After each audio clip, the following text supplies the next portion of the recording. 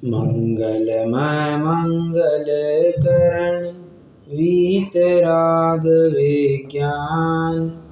नमो ताहि जात भय हरहंतादि महान। करि मंगल करि हो महा ग्रंथ करन को काज। जात मिल समाज सब पावे निज पद राय। मिथ्या भाव अभावत जो प्रगट निज भाव। सो जयवंत रहो सदा यही मोक्ष उपाय। लोक में एक कहावत है, अंग्रेजी एक कहावत है, out of sight out of mind.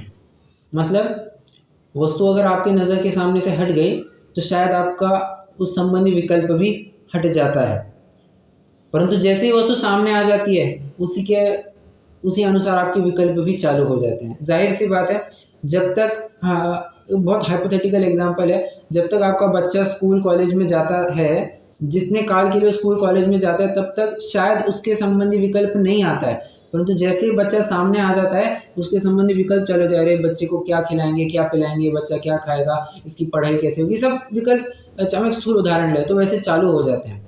और भी कई सारे उदाहरण लिए जा सकते हैं, घर परिवार संबंधी, स्त्री पुत्र मकान आदि संबंधी। जब तक हम मान के चलिए कोई घूमने गया है तो शायद उतने काल के लिए दुकान आदि संबंधी विकल्प नहीं होते, पर जैसे ही घर पर फिर से आ गया तो दुकान सामने दिखी तो दुकान संबंधी विकल्प चालू होने लग जाते हैं। कोई शत्रु जब तक कोई सामने नहीं होता है तब तक कोई ख्याल में नहीं होता, पर शत्रु जैसे ही सामने दिखा वो उस संबंधी विकल्प चालू हो जाते हैं। मतलब कहने का तात्पर्य ये है कि संयोग आदि जिस प्रकार दिखे तो उस संबंधी विकल्प चालू हो जाते हैं। प्रश्न ये उपस्थित होता है तो करना क्या, संयोगों को हटाना या संयोगों को बनाए रखना, क्या करना क्या उसके बारे में। देखो यहाँ पर एक ट्रिक है। चरणानियोग की तो यह परिपाटी है, पुरुषार्थ सिद्धि उपाय के शायद श्लोक क्रमांक 49 में ये बात लिखी है साफ साफ आचार्य अमृतचंद्र ने। सूक्ष्मापि न खलु हिंसा परवस्तु निबंधना भवति पुंसा। हिंसा तनने वृत्तिर परिणाम विशुद्धये तदपि कार्या। क्या कहते हैं? सूक्ष्मापि न खलु हिंसा परवस्तु निबंधना भवति पुंसा।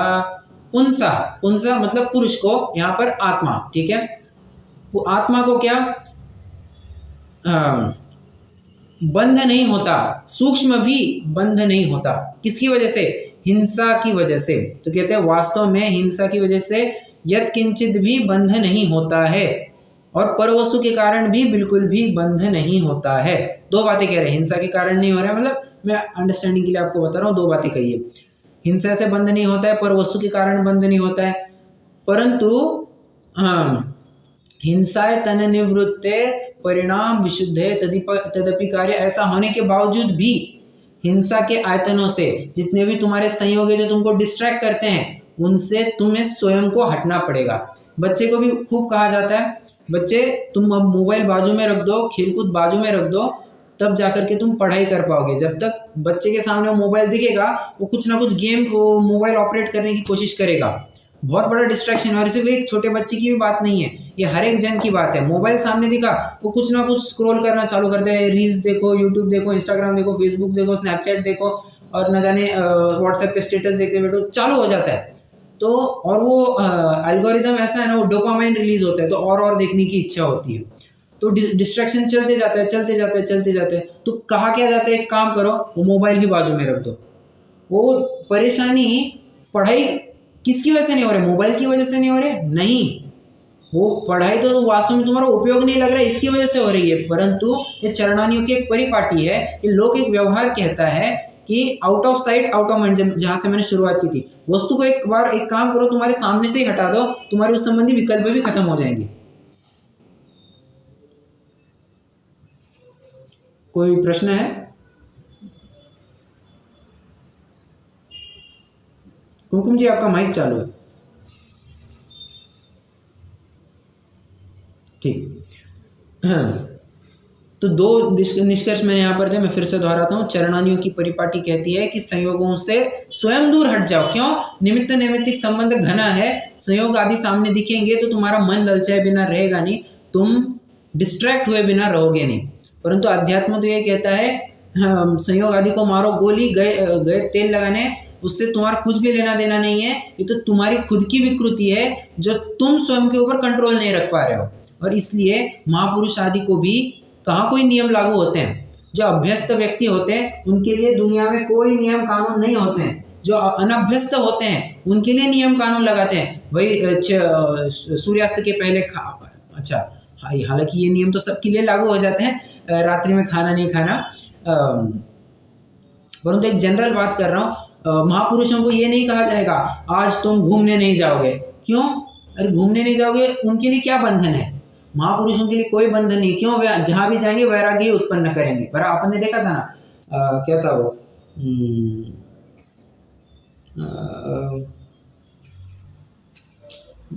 गुणभद्र आचार्य का वो आत्मानुशासन का एक श्लोक है, मुझे याद नहीं आ रहा है कि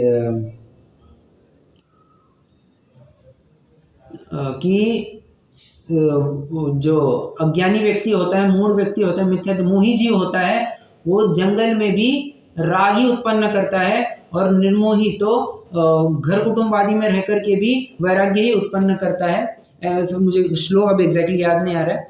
हाँ ठीक है, तो ये दोनों बातें समझनी चाहिए। प्रश्न एक उपस्थित होता है, हमारे ऊपर क्या लागू होगा? मैं आपसे पूछना चाहूंगा, हमारे ऊपर क्या लागू होगा अभी? हाँ, चरणानियों की परिपाटी लागू होगी या अध्यात्म की परिपाटी लागू होगी अपने ऊपर? विचार करना बहुत। हाँ, अब सिर्फ कहवत के लिए नहीं कहना, विचार करके भी कहना। ठीक है, मतलब बहुत सारी बातें हैं इसमें। एक उदाहरण भी देना चाहूंगा। बच्चा कहते हैं मैं भी रोड पे चलाऊंगा। बेटा अभी रोड पे चलाने के लिए तेरी हालत नहीं है, तुझे अभ्यास नहीं है। पापा भी चलाते हैं, उनको सालों का अभ्यास है, वे गाड़ी दोनों हाथ छोड़ करके भी चला सकते हैं। तू अगर एक भी हाथ छोड़ेगा ना, मुंह के बल गिर जाएगा। इसलिए तुम्हारा अभ्यास नहीं है। तुम एक काम करो, पहले ग्राउंड पर प्रैक्टिस करो, और फिर जब प्रैक्टिस हो जाए तब तुम भी करना, तुम अपने आप करने लग जाओगे। बराबर है? तो इसलिए ये हमारा अभ्यास का काल है, हम अनभ्यस्त जीव है। इसलिए हमको पर्पसफुली ग्रंथों में कहा जाता है कि संयोगों से दूर हटो, संयोगों से दूर हटो। ठीक है, बाकी एक लेवल पर पहुंचने के बाद फिर यही कहा जाएगा भाई तुम क्यों विकल्प करते हो, संयोग अपने आप छूट जाएंगे। ठीक है, चलिए, ये 9 कर्मों के बारे में प्रवृत्ति थी। मैंने 2 दिन पहले, परसों के दिन सॉरी, एक प्रश्न पूछा था 9 कर्म का स्वरूप और उसकी प्रवृत्ति। ये पूरा प्रकरण होने के बाद आपको एक कुछ निष्कर्ष निकालना है। कितने जनों ने उसके बारे में विचार किया? कोई विशिष्ट बिंदु है जो पूरे इस प्रकरण में चला है? विशिष्ट बिंदु के इर्द गिर्द में ही 9 कर्म का स्वरूप घूम रहा है। कोई थोड़ा विचार कर सकता है? वैसे हो सकता है थोड़ा आपको टफ भी जाए, मैं मानता हूं, परंतु थोड़ा प्रयास कीजिए। इसमें ये कहना चाह रहे हैं कि मैं ये कंक्लूड किया कि योग और इससे कोई ज्यादा फर्क पड़ने वाला नहीं है लौकिक कर्मों से। ये तो आपकी अपनी कंट्रोल है, बनेगी कि नहीं, ऐसा कहना चाह रहे हैं। ठीक है, ये पॉइंट हो सकता है, परंतु वो उत्तर नहीं जो जिसकी मैं अपेक्षा रख रहा हूँ। ठीक है, इसलिए मैं आपको अभी वो सही है गलत में इसका कुछ नहीं कहूंगा। डेफिनेटली टेक्निकली आपकी बात बिल्कुल सही है, परंतु जो मैं चाह रहा हूँ उस अपेक्षा उत्तर नहीं आ रहा है। मुझे ऐसा लगता है कि जैसे 9 का मतलब यहाँ पे बोला है कि ईश्वर बहुत थोड़ा, शरीर से कोई ज्यादा फर्क नहीं पड़ेगा, उससे थोड़ा ही फर्क पड़ेगा, ऐसा लगता है। ठीक है, अच्छा मुझे पहले तो ये बताइए 9 कर्म मतलब क्या? पहले मुझे इसका अर्थ बताइए, तो अपने आप आपको पूरा प्रकरण समझ में आ जाएगा मैं क्या पूछना चाह रहा हूँ।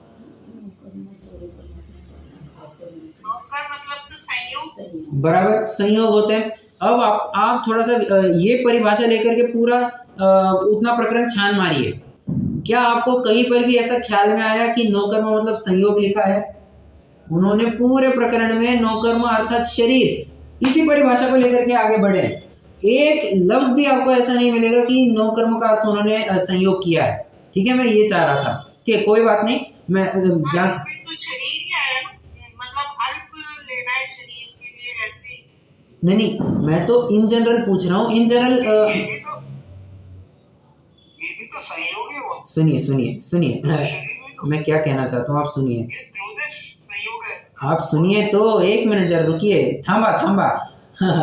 अरे प्रायः क्या अर्थ किया जाता है? संयोग। नौकर्म मतलब क्या? स्त्री पुत्र मकान आदि घर दुकान, ये जो कुछ भी है, जायदाद जो कुछ भी मिली है, ये सब नौकर्म में लिया जाता है।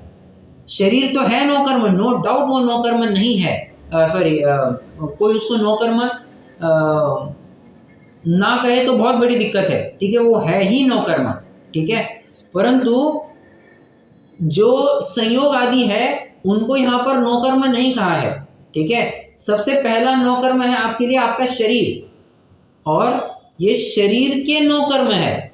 जितने भी संयोग आदि दिखाई दे रहे हैं वो शरीर से जुड़े होने के कारण उनको भी नौकर्म कहा जाता है। तो नौकर्म के नौकर्म को भी नौकर्म कहा जाता है। एक सिंपल सी बात है, एक थोड़ी सी विशेष बात आप सोच सकते हैं। अब मैं नहीं जानता आपको विशेष लगी या नहीं, परंतु मुझे तो ये बात विशेष लगी कि यहाँ पर जो हम प्रायः समझते हैं कि नौकर्म मतलब संयोग, स्त्री पुत्र मकान आदि, वहाँ यहाँ पर कुछ भी वैसा नहीं है। यहाँ पर नौकर्म मतलब शरीर, ऐसा ही कहना चाहते हैं। तो इसमें से एक और बात ये आती है कि शायद पंडित जी साहब ये बताना चाहते हैं, तुम स्त्री पुत्र मकान आदि को लेकर के दुखी आदि होते हो, इसकी तो बात छोड़ ही दो, उसकी बात करो ही मत। सबसे पहले तुम शरीर का निपटारा करो। तुम शरीर के बारे में अगर भेद विज्ञान कर दो तो बाकियों के साथ अपने आप भेद विज्ञान कर ही लोगे, ये बताना चाहते हैं। इसलिए सबसे पहले शरीर को ही नौकर्म बताया इन्होंने, बाकियों को नौकर्म बताना शायद उचित नहीं समझा होगा, ठीक है। चलिए आज एक नवीन प्रकरण की तरफ बढ़ने वाले हैं। प्रकरण थोड़ा सा टेक्निकल चलेगा, टेक्निकल एज सच नहीं चलेगा, बट ठीक है, आपको उपयोग जरूर लगेगा, शार्प अटेंशन लगेगा। अगर थोड़ा सा भी यहाँ वहाँ हो गया तो हो सकता है आप एक आध प्रकरण मिस कर जाए, स्खलन के भी अवसर है, ठीक है। इसलिए अटेंशन पूरा रखिए। इसका एक इंटरप्रिटेशन ये भी तो निकल के आता है, हाँ, जब आपका शरीर ही नहीं आपका है, जो कि सबसे क्लोजेस्ट है, बाकी अब सब आपके कैसे हो सकता है? बराबर, ये भी करेक्ट, ये भी एक हो सकता है। जिसको हम नौकर्म कह रहे हैं वास्तव में वो ही किंचित सुख दुख का कारण है, तो बाकी तो किंचित किंचित वो संभव ही नहीं, तुम उनको सुख दुख के कारण कहो, ठीक है। ये भी इंटरप्रिटेशन हो सकता है। गुड, बहुत अच्छा। तो आज एक प्रकरण चालू करने वाले हैं, नित्य निगोद और इतर निगोद। पंडित जी साहब इसके बारे में चर्चा करने जा रहे हैं। एक प्रश्न आपको उपस्थित हो सकता है कि अचानक से ये नित्य निगोद इतर निगोद का प्रकरण कैसे आया, बराबर। अभी तक क्या चल रहा था, बराबर से बंध सत्ता उदय की चर्चा चली, उसके बाद में द्रव्य कर्म भाव कर्म नौ कर्म की का स्वरूप, उनकी प्रवृत्ति की बात की। द्रव्य कर्म किसे कहते हैं, भाव कर्म किसे कहते हैं, नौ कर्म किसे कहते हैं, उनका आपस में किस प्रकार संबंध पाया जाता है, इन सब की चर्चा चली। अचानक से नित्य निगोद इतर निगोद कहाँ से लेकर के आए, ठीक है। ये प्रश्न उपस्थित होना बहुत स्वाभाविक। कितने जनों को ऐसा प्रश्न उपस्थित हुआ?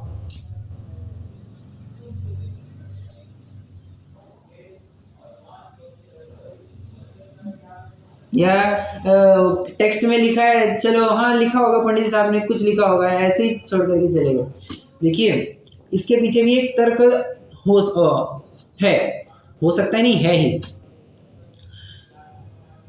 पंडित जी साहब लगभग पृष्ठ क्रमांक 20 से लेकर के पृष्ठ क्रमांक 30 और 31 का भी अधिकांश हिस्सा यही चर्चा करते आ रहे थे, जीव और कर्मों के अनादिपने की सिद्धि करते आ रहे थे। कर्मों के अनादिपन उनका जो संबंध है उसके अनादिपने की सिद्धि करते आ रहे थे, बराबर। नवीन कर्मबंध क्या होता है इसके बारे में चर्चा करते आ रहे थे। अनादिपने की बात करते, हम जैसे मैं कह रहा था, अनादिपने की बात करते आ रहे थे। तो सामने वाला बहुत दिक्कत में था, अनादिपना मतलब क्या, अनादिपना मतलब क्या, अनादिपना हम कैसे देख सकते हैं, उसको समझ ही नहीं आ रहा था। तो पंडित साहब ने कहा, सुन हम तुझे एक कंसेप्ट बताते हैं जिससे तुझे अनादिपने की बात तुरंत सिद्ध हो जाएगी, ठीक है। जो तुझे हजम नहीं हो रही है ना बात कि कर्म अनादि से कैसे, उसकी भी एक बात कर लेते हैं, ठीक है। कहते हैं देखो, एक कंसेप्ट होता है नित्य निगोद और एक कंसेप्ट होता है इतर निगोद। नित्य निगोद किसे कहते हैं, आप बस मैं कह रहा हूँ किताबें बंद होगी, हाँ अभी आपको किसी भी प्रकार से ग्रंथ खोलना नहीं, जब मैं कहूँगा तभी खोलना है। और पेन पेपर साथ में रखिए। नित्य निगोद, नित्य निगोद क्या कहते हैं? नित्य निगोद, जहां पर नित्य ही से जीव पाए जाते हैं। ये मैं थोड़ा सा अपना लिबरल इंटरप्रिटेशन कर रहा हूं, ठीक है। अनादि से ही जहां पर जीव पाया जाता है, हेडक्वार्टर्स अगर किसी भी जीव का होगा तो वहां नित्य निगोद है। अब वो चाहे सिद्ध हो, चाहे अनंत की दशा में हो वर्तमान में, चाहे हम अप्सरिका हो, कोई तिर्यंचक हो, कोई इल्ली चींटी हो, हर एक जीव का हेडक्वार्टर्स है वो नित्य निगोद है। हेडक्वार्टर्स मतलब जो भी व्यक्ति है आज हम आप सभी देख पा रहे हैं वो सब नित्य निगोद से ही बाहर निकल करके आए हैं, ठीक है। तो नित्य निगोद एक ऐसी अवस्था है जहां पर अब शुरुआत तो क्या कहे, शुरुआत ही कहनी संभव नहीं है, ठीक है। अगर शुरुआत कहेंगे तो फिर से दिक्कत आएगी। तो अनादि ही से यह जीव नित्य निगोद में पाया जा रहा है, अनादि ही से ऐसी व्यवस्था चली आ रही है, ठीक है। अब फिर से अगर आप प्रश्न पूछेंगे अनादि से कैसे, शुरुआत तो होनी चाहिए, तो वो व्यक्ति स्वयं फंस जाएगा। क्यों? शुरुआत कहेंगे तो उसके पहले की अवस्था क्या कहनी पड़ेगी, है ना, बहुत बड़ी दिक्कत है। और अगर आप कहेंगे कि वो अपरिणामी था तो अचानक परिणामन में कैसे आ गया, बहुत सारी दिक्कतें आएगी जो डील कब की जाएगी, ये पांचवा अधिकार जब चलेगा ना अपना, वहां पर पूरी सी इन सब प्रश्नों की खबर ली जाएगी। अभी थोड़ा सा एक तर्क दे करके उसको शांत कर दे, भाई तू शुरुआत करेगा तो बहुत बड़ी दिक्कत है, तो शुरुआत करेगा तो तुझे अंत भी कहना पड़ेगा, और शुरुआत कह रहा है तो उसके पहले की क्या अवस्था है, ठीक है। तो अनादि से ही यह जीव नित्य निगोद में पाया जा रहा है, मतलब नित्य निगोद में पाया जा रहा है और ऐसे दुखों को भोग रहा है जो दुख शायद कहे भी ना जा सके, वो अनुभव में ही आ पाते हैं। बहुत तीव्र दुख, तीव्र लेवल का दुख होता है। अर्थ के माध्यम से समझते हैं दुख कैसे होता है। नि गो द, नि मतलब निशेष रूप से, गो माने स्थान, द मतलब दायच्छति, संस्कृत का एक मूल धातु है, दायच्छति मतलब देना, ठीक है। तो निशेष रूप से स्थान देना, किसको स्थान देना, एक शरीर में अनंत जीवों को स्थान देना, उसे कहते हैं निगोद। बहुत जबरदस्त बात है। हम आए दिन अखबारों में पढ़ते हैं कि हाँ, स्टैम्पीड की वजह से या बहुत मॉब इकट्ठा हो जाने की वजह से क्या कहते हैं उसे, धक्का बुक्की हो गई और बहुत सारे जन उसमें मर गए। मराठी में उसे चेंगरा चेंगरी कहते हैं, मतलब आपस में बहुत धक्का बुक्की हो गई और उसमें लोग इकट्ठा इतने हो गए कि बस मर जाते हैं लोग। अब आप विचार कीजिए, इतने क्षेत्र में अगर कुछ जीव ज्यादा हो जाए तो लोग मरण को प्राप्त होते हैं, और मरण की वेदना भयंकर होती है। ऐसा नहीं समझना कि मरण की वेदना कुछ नहीं होती है। वो जो जीव वहाँ अंतिम सांसें गिन रहा होता है, उसकी सांसें फूलने लगती है, वो विचार करते हैं और इतना बेचैन हो उठता है, बस हाई लेवल। आप स्वयं भी विचार कर सकते हैं। आप कभी ऐसे अगर थोड़े मॉब एरिया में चले गए जहाँ पर बहुत भीड़ इकट्ठा हुई है, आपने कभी महसूस किया होगा कि वहां पर आपको सांस लेने में बहुत दिक्कत हो रही है। कितने जनों ने ऐसा महसूस किया है? रेलवे स्टेशन पर एग्जैक्टली तो, और पॉइंट वो है, बहुत क्राउड हो दिक्कत उससे भी नहीं होती है। क्या होता है, जब सांस लेने नहीं बनती है ना तो और अनकंफर्टेबल फील करता है। बहुत क्राउड हो तो अपना क्या कहते हैं, इनहेलेशन एक्सहेलेशन नॉर्मली चल रहा है तो उससे भी कोई दिक्कत नहीं होती है, परंतु जो ये रेस्पिरेशन की जो सिस्टम है उसमें अगर दिक्कत हो जाए तो और दिक्कत होती है, बराबर। तो आप विचार कीजिए, हम सब पंचेंद्रिय जीवों की हालत है और सीमित क्षेत्र है, और सीमित क्षेत्र में वैसे देखा जाए तो क्षेत्र भी बहुत बड़ा है, उसमें कुछ सीमित लोग हैं। अब कहने के लिए 1000-2000 लोग सीमित कहे जाएंगे, ठीक है, उसमें लोग मर जाते हैं। हाल ही की घटना आपने शायद सुनी भी होगी, वो अल्लू अर्जुन की। अल्लू अर्जुन का कोई प्रीमियर देखने के लिए एक माँ और उसके बेटे गए थे, तो माँ तो वहीं पर मर गई और बच्चा अस्पताल में दाखिल हो गया। बस यही दिक्कत हो गई थी, धक्का मुक्की हो गई वहाँ पर। तो कितना दुख होता है, अपना आदमी चला जाता है, दुख होता है। अब विचार कीजिए, यहाँ पर कोई बहुत बड़ा क्षेत्र नहीं है, निगोद में तो एक शरीर मात्र है, और शरीर भी हमारे नेत्रेंद्रिय गोचर नहीं है। ध्यान से समझना, हमारे जो हम क्षेत्र यहाँ पर देखते हैं वो तो हम आंखों से देख सकते हैं, यहाँ पर तो क्षेत्र नेत्रेंद्रिय गोचर भी नहीं है। इतना छोटा शरीर है और उस छोटे से शरीर में एक नहीं, दो नहीं, संख्यात नहीं, असंख्यात नहीं, अनंत जीव पाए जाते हैं। अब विचार कीजिए इन दुखों का पारावार कहाँ कहा जाए।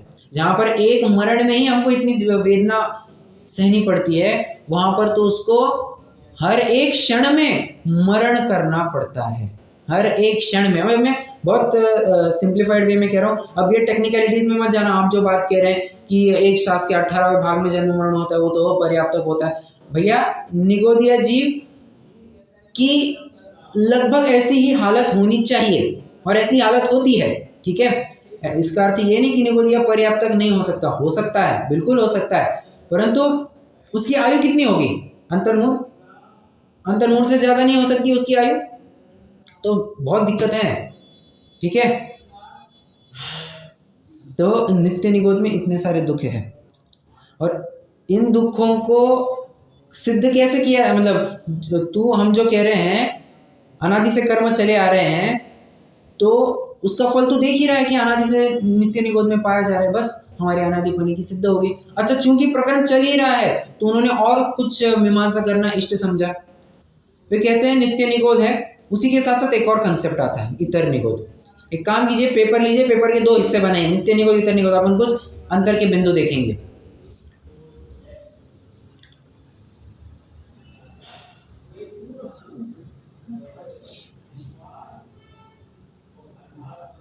कितने जनों को लग रहा है कि मैं थोड़ा फास्ट जा रहा हूं?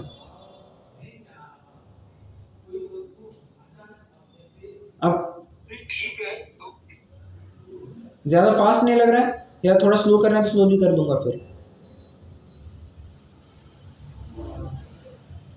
नहीं भैया जी, बरोबर है। बराबर है, ठीक है। हाँ देखिए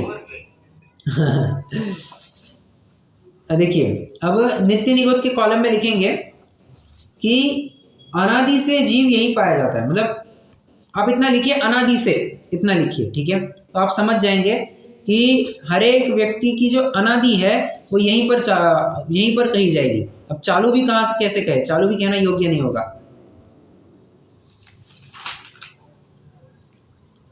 तो अनादि की जो स्टोरी है वो नित्य निगोद से चालू होती है। और इतर निगोद यहाँ पर शादी होती है, बराबर। मतलब ऐसा है, नित्य निगोद से कोई जीव निकला, कोई विशेष पुण्य कर्म किया, उसकी वजह से वो बाहर निकला, और बाहर निकलने में उसके मान के चलिए कोई अन्य स्थावर रूप हुआ, एक हाथ 2 इंद्रिय 3 इंद्रिय वाला हो गया, और उसके बाद पुनः अगर वो निगोद में जाता है, तो अब उसे नित्य निगोद तो कहा जाएगा, परंतु नित्य निगोद नहीं होगा, वो इतर निगोद कहलाएगा, ठीक है। अब देखिए, यह अंतर का पहला बिंदु हो गया, अनादि और सादि। दूसरा, नित्य निगोद अनिवार्य है, इतर निगोद अनिवार्य है या नहीं है? इतर निगोद में जाना अनिवार्य है या नहीं है? नहीं है, इतर निगोद में जाना अनिवार्य नहीं है। एक एग्जाम्पल दीजिए, जरा एक एग्जाम्पल दीजिए, इतर निगोद में जाना जरूरी नहीं है। चक्रवर्ती के वो बहुत बढ़िया। भरत चक्रवर्ती के जो पुत्र थे, अब उसकी भी थोड़ी सी बात करते हैं अपन। प्रकरण आ ही गया तो उसकी भी बात कर लेते हैं। देखो क्या कहते हैं। वैसे एक प्रश्न आपसे पूछना चाहता हूँ, आपको 2 ऑप्शन भी देता हूँ, आपको जो योग्य लगे आप वो ऑप्शन सिलेक्ट कीजिए। ऑप्शन देखिए, ऑप्शन ए ये है कि मतलब अपेक्षा एक ये है, नित्य निगोद में थे, वहां से गिजाई की पर्याय में गए, उसके बाद मनुष्य भाव धारण किया और फिर मोक्ष को प्राप्त किया। एक अपेक्षा ये है, और दूसरी अपेक्षा ये मिलती है कि नित्य निगोद में थे, मनुष्य बने और सीधा मोक्ष को प्राप्त हो गए।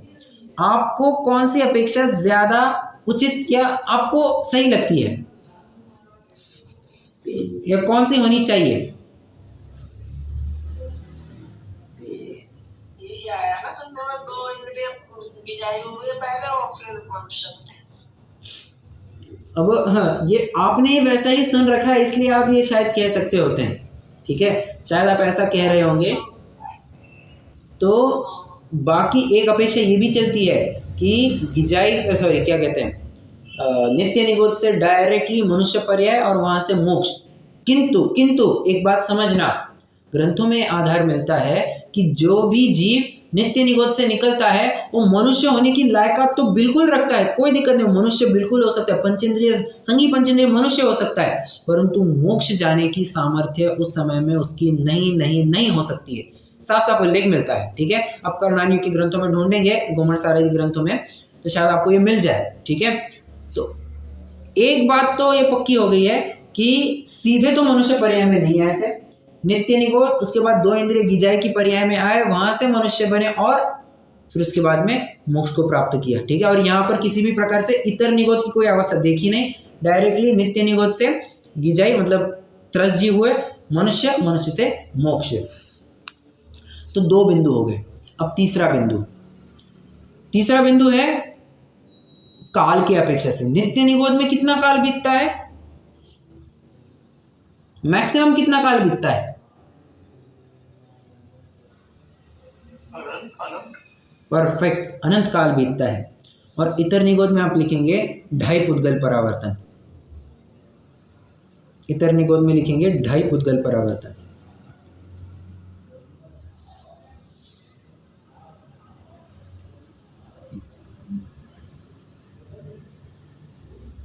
अब अगला पॉइंट लिखिए, नित्य निगोद की कैसी अवस्था होती है? क्या ये शांत है या अनंत है? मतलब अनादिपने की तो बात कर ली, अब जरा बताइए ये शांत है या अनंत है नित्य निगोद?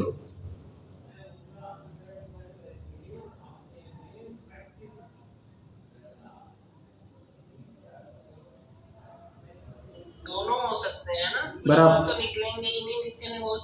करेक्ट, बहुत बढ़िया। हाँ, कुछ लोग तो निकलेंगे नहीं तो उनकी अपेक्षा से कहेंगे कि ये अनंत है, और जो मोक्ष आदि में गए हैं उनकी अपेक्षा से विचार करेंगे तो भाई उनकी नित्य निगोद की अवस्था तो खत्म होगी, मतलब शांत भी है। ठीक है, तो शांत भी अवस्था हो सकती है, अनंत भी हो सकती है। और इतर निगोद में क्या कहेंगे?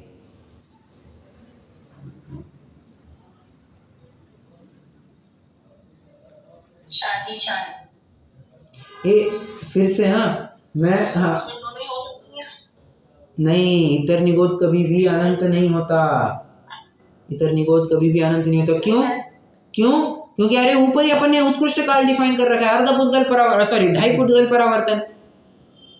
इसके बाद तो उसको इतर निगोद से बाहर निकलना ही निकलना है।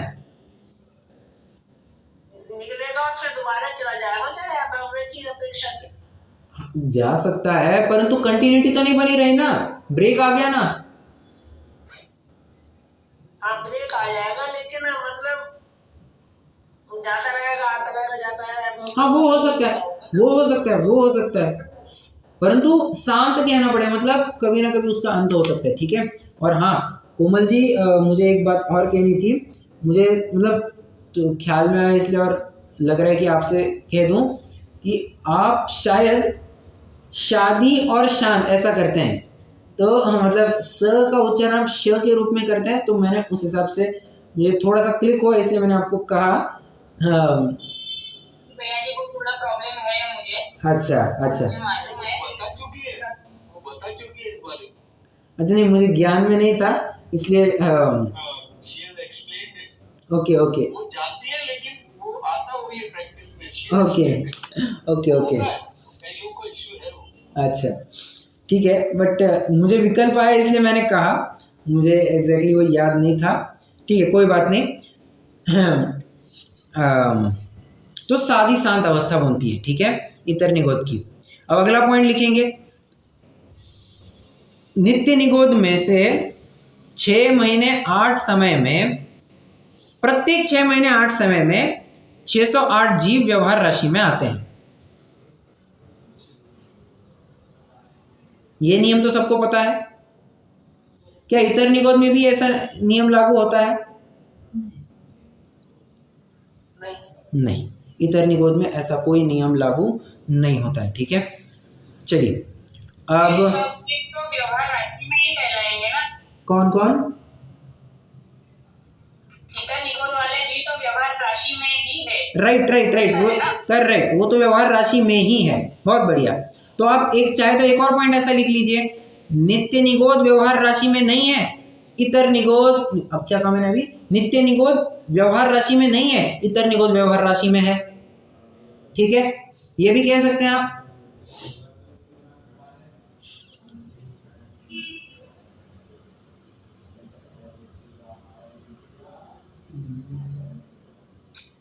वो ऐसे भी लिख सकते हैं ना, ये तो मतलब क्या होगा इसका?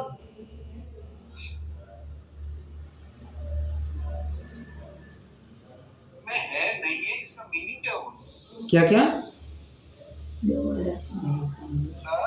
इतर निगोद वाला व्यवहार राशि में है और मतलब ये कहना चाहते हैं, हाँ, इतर निगोद के जो जीव है उनकी व्यवहार राशि में गिनती होती है और नित्य निगोद वालों की व्यवहार राशि में गिनती नहीं होती है। इन शॉर्ट वो पंच परावर्तन में है और ये लोग नहीं है। कि नित्य निगोद के जीव वो पंच परावर्तन में काउंट नहीं होते, इतर निगोद के जीव पंच परावर्तन में काउंट होते हैं। ये भी एक, हाँ, एक अपेक्षा से आपकी बात बिल्कुल सही है, वो पंच परावर्तन की अपेक्षा से बात कही है, वही कह रहा हूं मैं। एक अपेक्षा आपकी बात सही है, जो हम प्रैक्टिकली पंच परावर्तन देखते हैं वो शायद उसकी अपेक्षा से व्यवहार राशि कही जाती है, परंतु आप स्वयं विचार करके देखिए, पंच परावर्तन जितना काल क्या नित्य निगोद में नहीं बीतता होगा? क्या पंच परावर्तन जितना काल नित्य निगोद में नहीं बीतता होगा? बीतता है ना, बीतता है। तो ये भी हमें मानना पड़ेगा कि परावर्तन, पंच परावर्तन उनके भी होते हैं, परंतु आपको ये थोड़ा कालवाची समझना पड़ेगा। ठीक है, शायद आपको एक कालवाची समझना पड़ेगा और उनके भी उस अनुसार उतना काल परिभ्रमण तो हो ही रहा है। नित्य निगोद में एक पर्याय खत्म की, दूसरी पर्याय फिर से वहीं पर जन्म ली, ये नित्य निगोद ही तो है। ठीक है, और इसमें उतना काल फिर उनको भी परिभ्रमण, तो नित्य निगोद वाले जीव को भी संसार परिभ्रमण कहना बनता है। बराबर, संसार परिभ्रमण कहेंगे ना, परंतु व्यवहार राशि की अपेक्षा अगर बात करेंगे तो नित्य निगोद व्यवहार राशि में नहीं काउंट होते हैं। व्यवहार राशि में सिर्फ इतर निगोद वाले काउंट होते हैं, मतलब इतर निगोद वाले व्यवहार राशि में काउंट होते हैं, सिर्फ की नहीं बात नहीं है। ओके। और व्यवहार राशि मतलब जो नित्य निगोद से बाहर निकले हैं वो व्यवहार राशि में आ जाते हैं। ठीक है, किसी को इसमें कोई डाउट? मतलब संसार ना, क्या पैसा पूछना है, संसार अवस्था में आ जाएगी ना, मतलब देख, संसार अवस्था तो सबकी है, नित्य निगोद वाले की तो संसार अवस्था है ही ना, ये मानना पड़ेगा। मानना क्या है ही, उसमें मानने की बात है, वो है ही संसार अवस्था, परंतु वो नित्य निगोद की अवस्था अनादि से चली आ रही है, उसमें कोई ब्रेक ही नहीं लग रहा है अभी। और जैसे ही एक ब्रेक लगा और वो बाहर निकल गया, नित्य निगोद की अवस्था में एक ब्रेक लग गया, वो कोई अन्य पर्याय धारण करता है, वो व्यवहार राशि में आ जाता है। ठीक है, आपने ये जो बताया ना अनंत और शांत, हाँ, में और उधर बताया शादी और शांत, हाँ, मतलब इतर निगोद में, हाँ, ठीक है ना?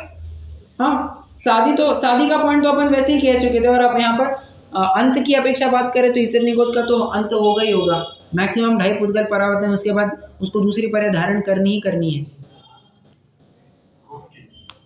ठीक है, चलिए एक काम कीजिए, अब आइए अपने ग्रंथ में और पेज नंबर 31।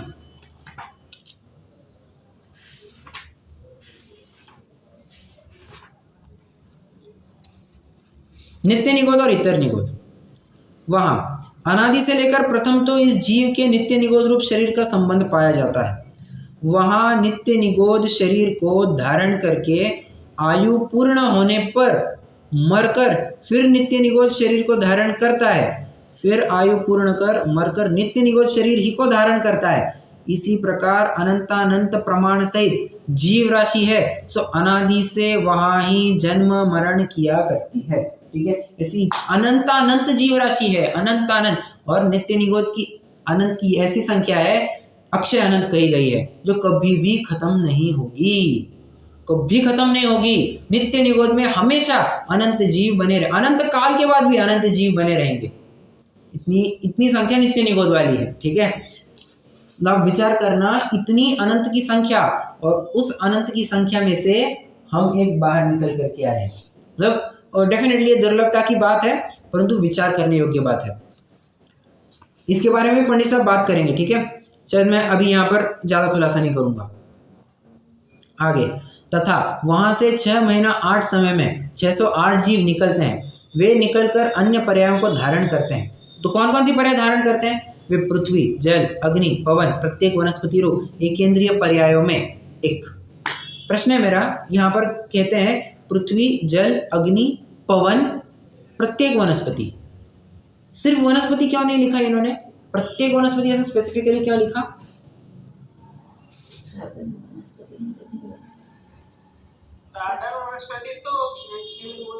बहुत नित्य निगोद मत कहना, निगोद मतलब ही साधारण, ठीक है। निगोद मतलब ही साधारण वनस्पति, ठीक है। फिर चाहे वो इतर हो या नित्य हो, उससे कुछ फर्क नहीं पड़ता है। हाँ, तो और देखिए ना, आपने छह डाला में भी लगभग क्या सेम टू सेम कंसेप्ट इन्होंने कॉपी किया है। ऊपर देखिए, पहले इन्होंने क्या किया, निगोद की बात की। निगोद की बात करने के बाद इन्होंने एक इंद्रियों के नाम गिने, पृथ्वी जल अग्नि वायु, पृथ्वी जल अग्नि वायु पवन अर्थात और प्रत्येक वनस्पति, ऐसी बात कही है। छड़ाला में देखना जरा, निकसी भूमि जल पावक भयो पवन प्रत्येक वनस्पति थयो। सेम टू सेम सीक्वेंस भी कॉपी किया और शब्द भी सेम टू सेम कॉपी किए, लगभग सेम टू सेम, ठीक है। प्रश्न अपन ने, शायद आपको याद आ रहा होगा, वहां पर भी एक मैंने प्रश्न पूछा था, मुझे अच्छे से याद है, कि प्रत्येक वनस्पति क्यों ली है यहाँ पर? क्योंकि ऊपर की लाइन में लिखा था काल अनंत निगोद मंझार बीत्यो एकेंद्री तनधार। काल अनंत निगोद मंझार आ रही है बात, तो निगोद मंझार के करके वहां पर साधारण वनस्पति ले लिया, तो यहाँ पर फिर प्रत्येक वनस्पति की बात करते हैं, ठीक है। प्रत्येक वनस्पति रूप एकेंद्रीय पर्यायों में एक, तथा 2 इंद्रिय, 3 इंद्रिय, 4 इंद्रिय रूप पर्यायों में, अथवा अब ये किन की बात की है? 2 इंद्रिय, 3 इंद्रिय, 4 इंद्रिय, विकल्प त्रय की बात कर ली उन्होंने, ठीक है। 1 इंद्रिय तक की बात की, उसके बाद 2 इंद्रिय, 3 इंद्रिय, 4 इंद्रिय कह करके विकल्प त्रय की बात की। उसके बाद नारक, तिर्यंच, मनुष्य, देवरूप पंचेंद्रिय पर्यायों में भ्रमण करते हैं। चाहते तो यहाँ पर एक और भेद डाल सकते थे, क्या? अपर्याप्त का असंगी, सॉरी अपर्याप्त कह रहा हूँ, असंगी का भी चाहे तो एक भेद डाल सकते थे, परंतु ठीक है, उन्होंने सब इसी में इंक्लूड कर दिया। तो नारक, तिर्यंच, मनुष्य, देवरूप पंचेंद्रिय पर्यायों में भ्रमण करते हैं। वहां कितने ही काल भ्रमण कर फिर निगोद पर्याय को प्राप्त करे, सो उसका नाम इतर निगोद है। मतलब इतना सब चक्कर काटने के बाद अगर वो फिर से निगोद में चले जाता है तो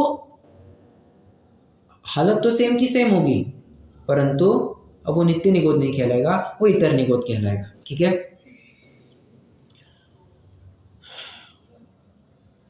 अच्छा, एक प्रश्न है मेरा, चलिए ठीक है, कक्षा के अंत में पूछता हूँ।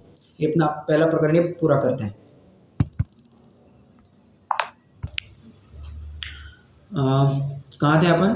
हाँ, अगला पैराग्राफ देखेंगे। अच्छा, अगला पैराग्राफ देखने से भी पहले एक चार्ट बनाना चालू करेंगे फिर से। लेफ्ट का 2 ही कॉलम बनेंगे, लेफ्ट में लिखेंगे पर्याय, राइट में लिखेंगे उत्कृष्ट व्यतीत होने वाला काल, ठीक है। उत्कृष्ट व्यतीत होने वाला काल।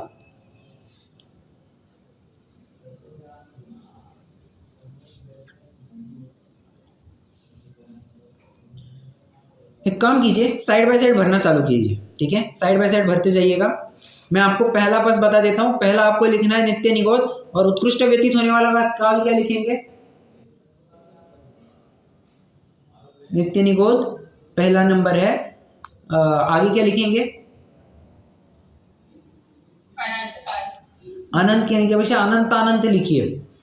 उसे अनंत में शायद उतना एम्फोसिस ना मिल पाए, उतना जोर ना आ पाए उसमें। अक्षय अनंत, हाँ कह सकते हैं। अरे किसी एक जीव की बात कर रहा हूं, समझना, यहाँ पर किसी एक जीव की बात चल रही है, सभी जीवों की बात नहीं चल रही, एक विशिष्ट जीव की बात चल रही है, ठीक है। तो एक विशिष्ट जीव नित्य निगोद में कितने काल रह सकता है? अनंत अनंत काल रह सकता है और अक्षय अनंत काल रह सकता है, ठीक है। मतलब नित्य निगोद में ही बना रहेगा हमेशा हमेशा के लिए। उसके बाद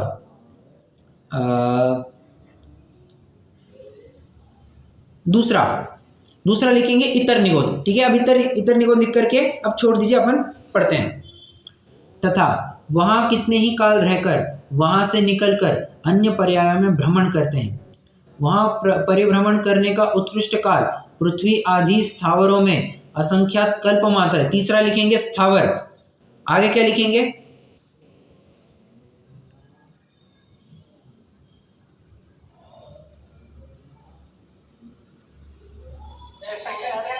करेक्ट, असंख्यात कल्प मात्र, बराबर।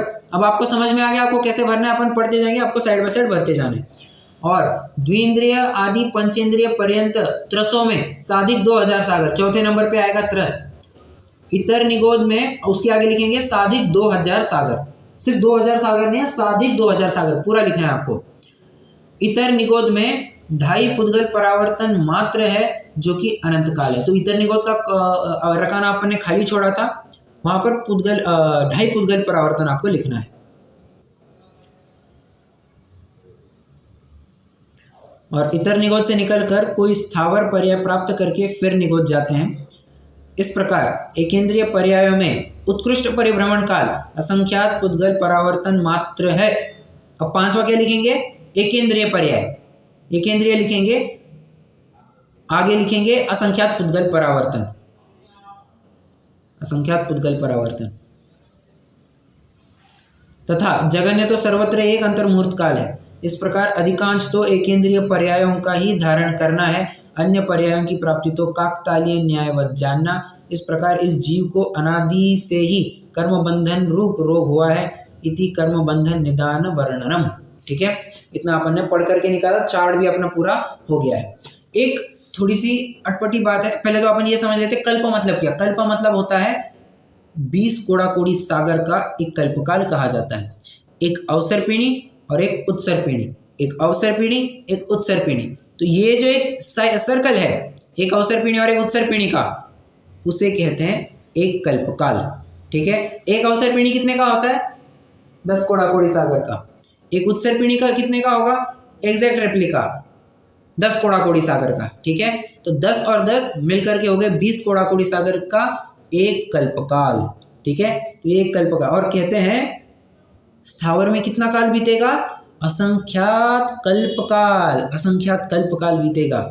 एक प्रश्न है मेरा, इतर निगोद में कहा है 2.5 पुद्गल परावर्तन, 2.5 पुद्गल परावर्तन मात्र। वो अपन लिखते हैं ना 1000 करोड़ रुपीज ओनली। अरे ओनली क्या होता है? 1 लाख करोड़ रुपीज ओनली। अरे ओनली क्या होता है? इतनी बड़ी अमाउंट है, फिर भी ओनली लिखा जाता है। ठीक है, उसी प्रकार 2.5 पुद्गल परावर्तन मात्र।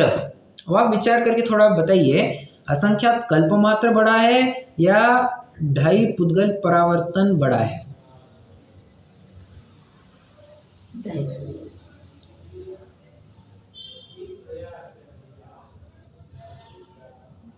विचार कीजिए, बताइए। एक पुद्गल परावर्तन में ही असंख्यात कल्पकाल चले जाते हैं। हाँ, तो बड़ा कौन है?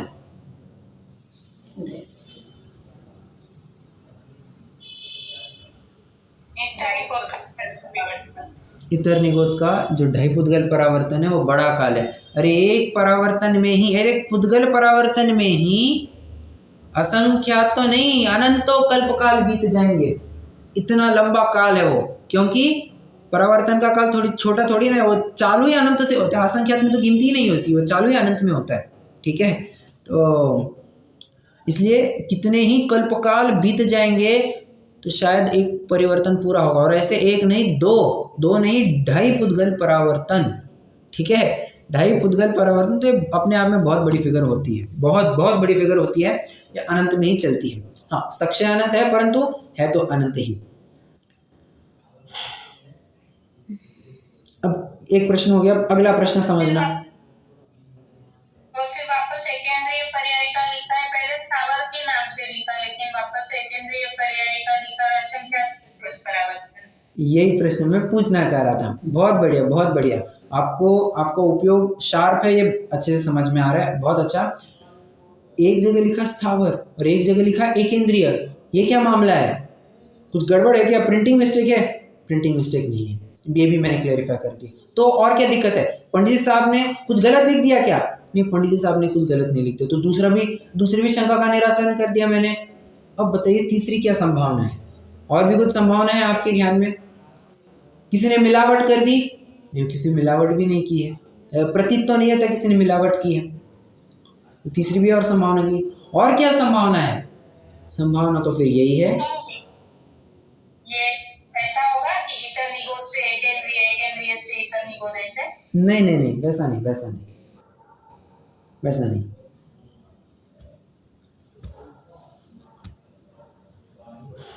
कल्पना जी, आप कुछ कहना चाह रही थी? सर दोनों को इंक्लूड किया गया है, निगोद और एकेंद्रीय दोनों को इंक्लूड किया गया है सर। फिर से वो भी इतर निगोद और एकेंद्रीय को भी इंक्लूड करती है, सिर्फ स्थावर ही लिया गया ना इसके अंदर, नहीं होल लिया गया। नहीं, स्थावर अलग। क्योंकि कहते हैं ना कि वो पैराग्राफ के आगे एक लाइन ऐसे लिखा है, इतर निगोद से निकलकर कोई स्थावर पर्याय प्राप्त करके फिर निगोद जाते हैं। हाँ। इस प्रकार केंद्रीय पर्यायों में उत्कृष्ट परिभ्रमण काल असंख्यात उद्गल परावर्तन मात्रा है। पैराग्राफ को ज्वाइन अच्छा, करेंगे ना, आप वैसे पढ़ रहे हैं, तो वैसा भी नहीं पढ़ना है आपको। मैं अगली भी बात है, आपकी चौथी संभावना बहुत अच्छा प्रयास था। ऐसी भी कुछ हो सकता है, ऐसी भी संभावना हो सकती है, तो ये भी संभावना नहीं है, उसको भी मैं खारिज कर देता हूँ। ये उनको मिला करके नहीं कहा है। इससे एक बात तो सिद्ध होती है, मतलब अगर दोनों का उत्कृष्ट काल अलग दे रहे हैं, मतलब दोनों कंसेप्ट भी अलग है। आपको अगर याद आ रहा होगा तो इसकी चर्चा अपन प्रवेशिका में भी कर चुके हैं। कहाँ पर की है? जब अपन नाम कर्म की चर्चा कर रहे थे, वहां पर दो कंसेप्ट आकर के टकरा रहे थे बार बार, एक जाति नाम कर्म, एक त्रस्थावर नाम कर्म। कितने जनों को याद आ रहा है? जाति नाम कर्म और त्रस्थावर नाम कर्म, ऐसे नाम कर्म है दो।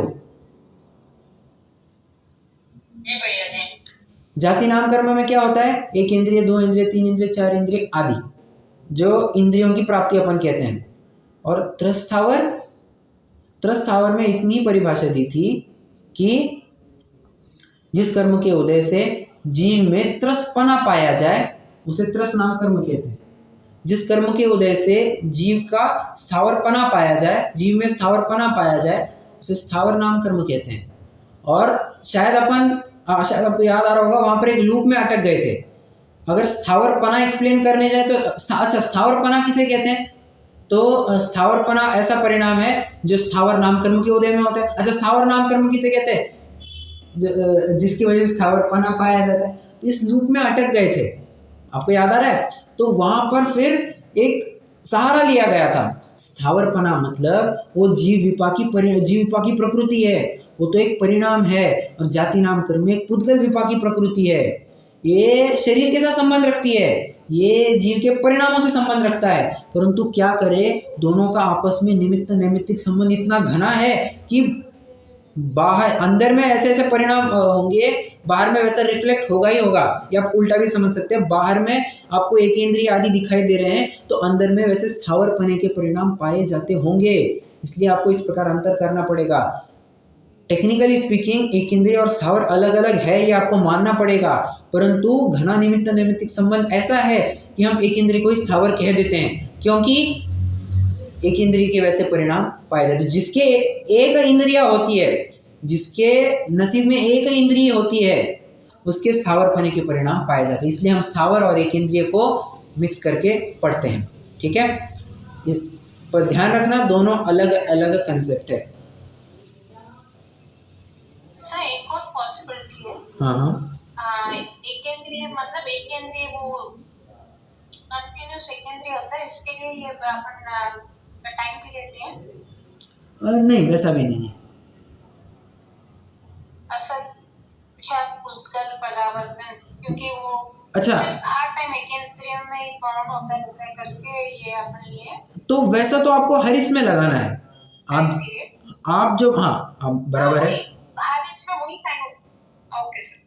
हर इसमें वे लगाना है, मतलब जो अपन उत्कृष्ट काल कह रहे हैं तो कंटिन्यूसली स्थावर स्थावर स्थावर बनते जा रहा है, बराबर सही, वह सही है।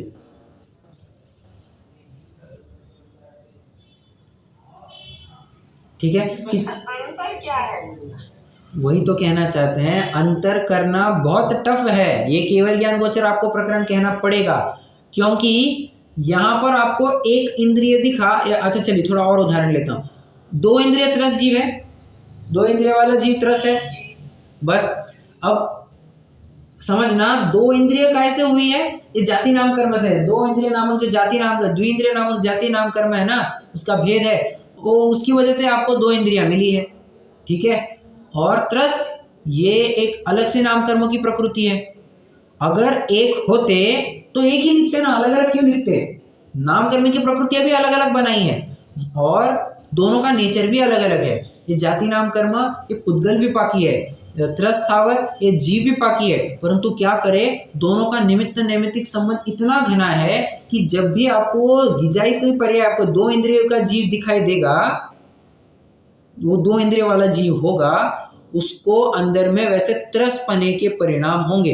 अब आप ये पूछेंगे कि त्रसपना क्या है, फिर आप फंस जाएंगे, क्योंकि त्रसपने को ऐसा कुछ डिफाइन नहीं किया गया है, वो तो बस एक जीव का वैसा परिणाम होता है, त्रसपने का परिणाम वैसा लिख करके छोड़ दिया है, आगे कुछ एक्सप्लेन नहीं किया है, आपको इसी भाषा में समझना पड़ेगा। और इसलिए तो मैं कह रहा हूं, अगर आप उस लूप में अटक जाएंगे तो समझेंगे कुछ नहीं, इसलिए इंद्रियों का आधार लेकर के त्रस और स्थावर को एक्सप्लेन किया जाता है। और यही कहा जाता है कि जो 2 इंद्रिय और आगे के जीव होते हैं वे त्रस होते हैं, एक इंद्रिय होता है वो स्थावर होता है।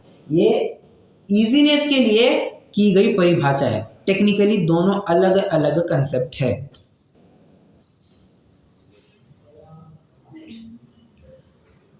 कंसेप्ट तो समझ में आया, लेकिन ये असंख्यात पुद्गल परावर्तन मात्रा वो एकेंद्रीय पर्याय में लगेगा, वो कैसे लगेगा? अब देखिए, ये भी आपको केवल ज्ञान गोचर प्रकरण ही कहना पड़ेगा, या आपको ग्रंथों के ऊपर भरोसा रखना पड़ेगा, क्योंकि करणानियों के सूक्ष्म विषय है। एक बार वो शायद संजीव जी ने ऐसे ही बताया था कि ये जीव इतर निगोद में ढाई पुद्गल परावर्तन काल रहता है, फिर एकेंद्रीय पर्याय में आता है, वापस इतर निगोद जाता है, वहीं वापस एकेंद्रीय पर्याय में यानी स्थावर पर्याय में आता है, ऐसे ऐसे करके वो असंख्यात पुद्गल परावर्तन निकाल देता है। ये लाइन को ऐसे संजीव जी ने समझाया था। अच्छा, अब उन्होंने किस अपेक्षा से समझाया था ये मुझे देखना पड़ेगा, उन्होंने कहाँ का आधार लिया था ये भी मुझे देखना पड़ेगा। लाइन है ना, ये जो आगे की लाइन लिखी है ना, बराबर, कि इतर निगोद से निकलकर कोई स्थावर पर्याय प्राप्त करके फिर निगोद जाते हैं। हाँ, इस प्रकार एकेंद्रीय पर्यायों में उत्कृष्ट परिभ्रमण काल, तो तभी वो उत्कृष्ट पर्याय निगोद वाले भी जीव को भी एकेंद्रीय बोलेंगे और स्थावर जीव को भी एकेंद्रीय बोलेंगे। इस प्रकार इतर निगोद से स्थावर, स्थावर से इतर निगोद, इतर निगोद से स्थावर, ऐसे करके वो असंख्यात पुद्गल परावर्तन एकेंद्रीय पर्याय में निकालेगा। अच्छा, उन्होंने ऐसा अर्थ निकाला था। अब फ्रैंकली स्पीकिंग इस अपेक्षा के पीछे उनका क्या आधार है ये मुझे चेक करना पड़ेगा। मैं डायरेक्टली तो सच में कहूँ कुछ कमेंट नहीं कर सकता हूँ। हो सकता है उन्होंने कुछ पढ़ रखा होगा, कुछ हो सकता है, अपन कुछ नहीं कह सकते। सच में को मैं अभी कुछ नहीं कह सकता, परंतु जो अपेक्षा मेरे ज्ञान में थी, जो अपेक्षा मैंने समझी, वो अपेक्षा मैंने आपके सामने रखी। अब इसका क्या अर्थ है ये मुझे थोड़ा चेक करके ही आपको बताना पड़ेगा, क्योंकि अगर अभी कुछ कहूँगा तो स्खलन हो जाएगा।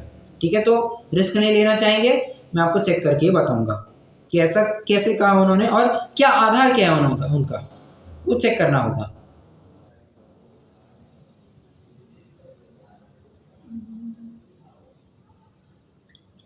ठीक है, हाँ, जाते जाते एक बात और कह जाते हैं। ठीक है, 5 मिनट लेंगे और नहीं तो कल के लिए प्रकरण छूट जाएगा।